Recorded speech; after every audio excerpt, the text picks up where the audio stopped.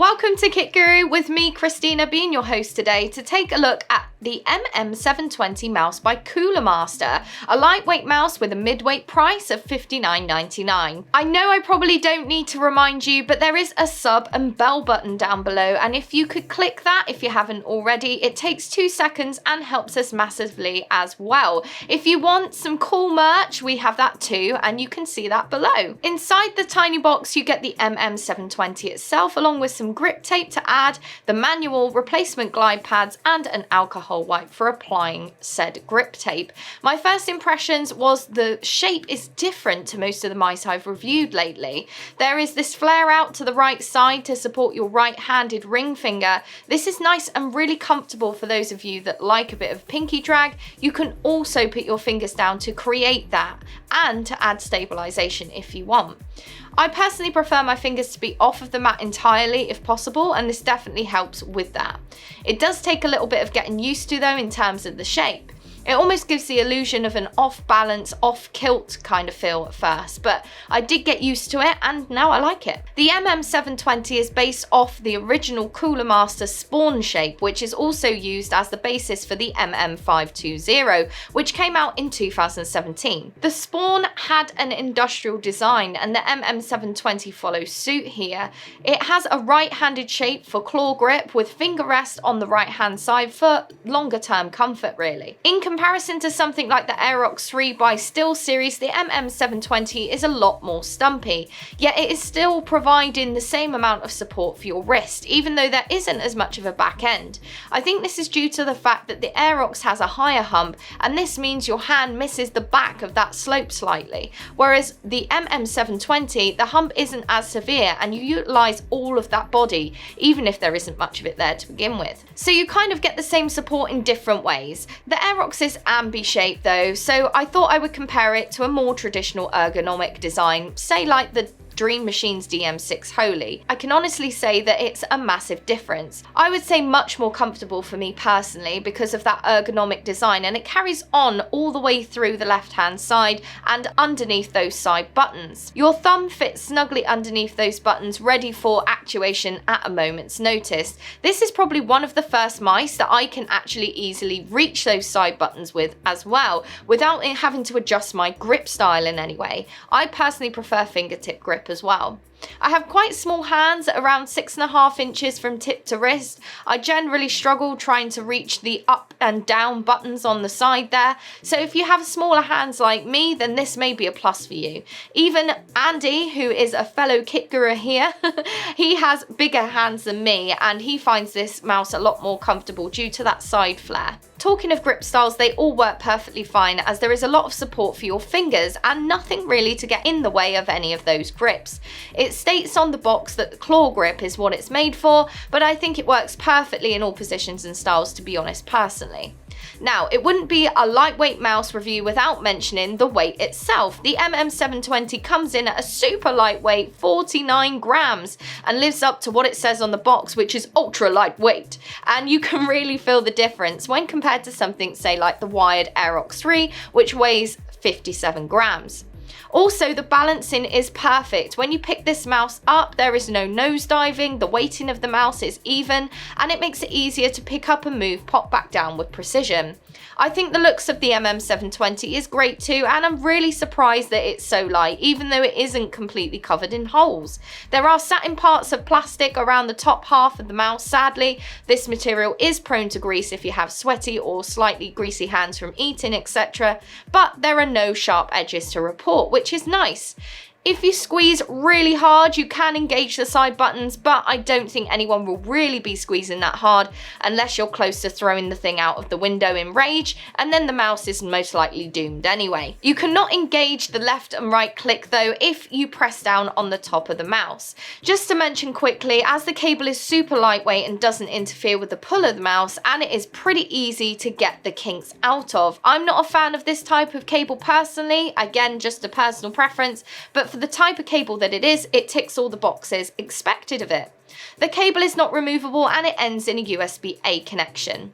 Moving on to the buttons themselves, they use LK optical micro switches with a 70 million click lifespan, and these are relatively uncommon, so I thought I would mention the differences in feel and actuation force between some of the more common switches. The LK optical switches feel slightly softer in their actuation force compared to, say, the Xtrify M4 mechanical Omrons, for instance. However, they're almost identical to the Razer optical switches. I would say I personally prefer the feel of the Xtrify M4 mechanicals, as they have a much nicer click, whereas the LK optical switches and the Razer optical switches are much softer and also quieter.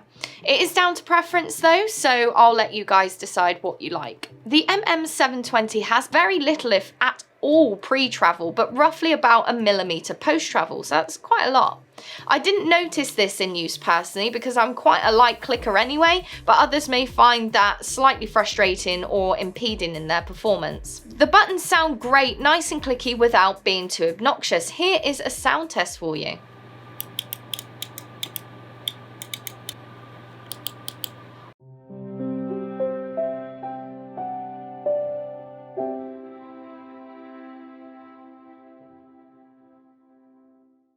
Also, I'm glad to say that the side buttons feel just as good as the left and right click. No sponginess and roughly the same amount of pre-travel and post-travel as those buttons too.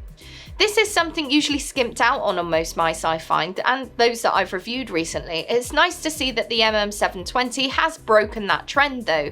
The mouse wheel is slightly too soft for me, the increments are a little too easy to scroll past, and I prefer a little more of a higher resistance in each increment myself. The mouse click also feels slightly spongy in comparison to the click of all those other buttons. Moving on to the underside then, the MM720 is outfitted with the Pixart PMW3389 optical sensor with a maximum DPI of 16,000 and tracking speed of up to 400 inches per second. This claims to have less than 2mm liftoff distance, so why not test it out? I downloaded the software and checked for the latest version and selected low on the liftoff distance settings. I started with 1 CD at each end of the mouse, leaving the sensor exposed to the underneath mat. The sensor was reading at 1 disc height with not really any problems at all. At 2nd disc height, the sensor stopped reading entirely. On the high liftoff distance setting on the software, there is very little change at all. I mean, if you push a little bit harder on 2 discs height, then there is a slight pickup occasionally, but nothing really consistent. So I would agree, less than 2mm is about right. More about the software later, but for now, more about the underneath of this little beauty. There is a DPI button hidden underneath here, and you can change the DPI button on the fly with 7 stages indicated by the mouse wheel light.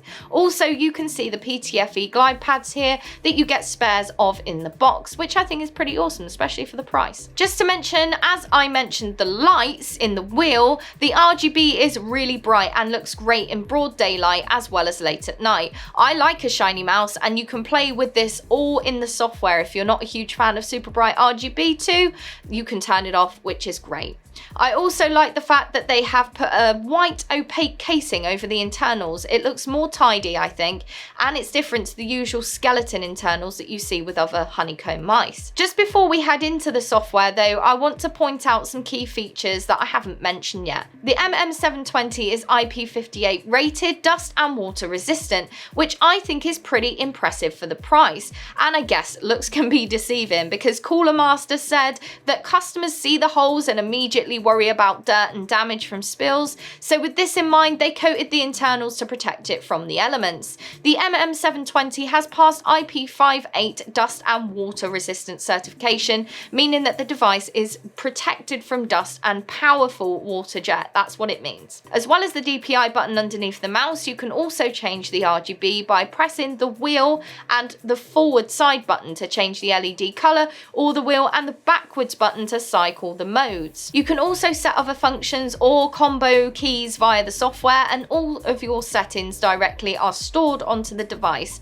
You can set it and forget it for a plug and play experience. Now, I know you've been waiting for it, so here goes. Software wise, 5 main tabs. We've got buttons, buttons, performance, lighting, macros and profiles. On the first tab, on the buttons tab, you can see the mouse and all of the buttons. If you click one of the buttons, you can do loads right from the drop down here. There are sensor options, the usual reprogrammable stuff like macros, but you also have rapid fire. Now this is cool. There are so many games that have a repetitive button press, usually the left click, or you might want to get ahead of your opponent in a fighting game by enabling it to bust out a succession of kicks or punches.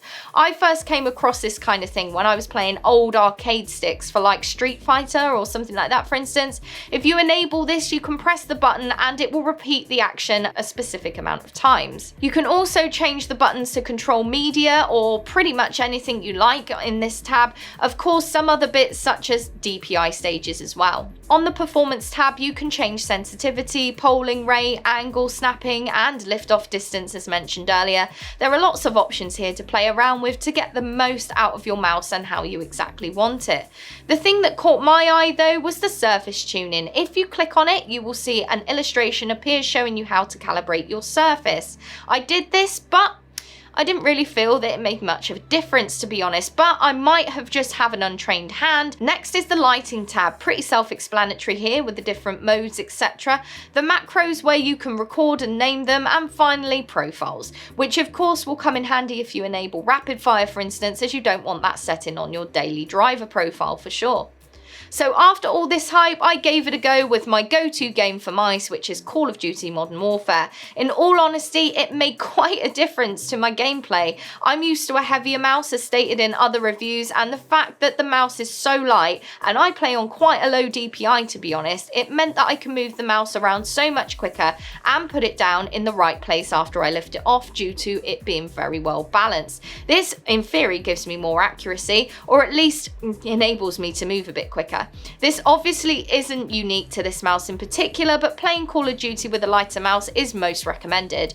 For the MM720 in particular though, I found that there was no lag at all. It was just as accurate and user-friendly as my own mouse, which costs probably double the amount of this one. Also, those PTFE feet really helped with the glide as it was really smooth. I could reach all the buttons easily, which as mentioned earlier is a really nice change for me, and in conclusion, this mouse is absolutely worth the money. It is probably the most comfortable Holy mouse I have used, and it has all the mod cons you could want for a mid-range mouse too, and it also kicks butt in terms of the weight, lighter than light really. The build quality is not really compromised at all, which again is a rarity. The shape, okay, may not be for everyone, but if you like the spawn or just want to try something new, it's hard to argue with the overall package here. Let me know down in the comments what you think of the MM720 by Cooler Master. I'm Christina, this is Kit Guru. Check in next time for another review. See you there.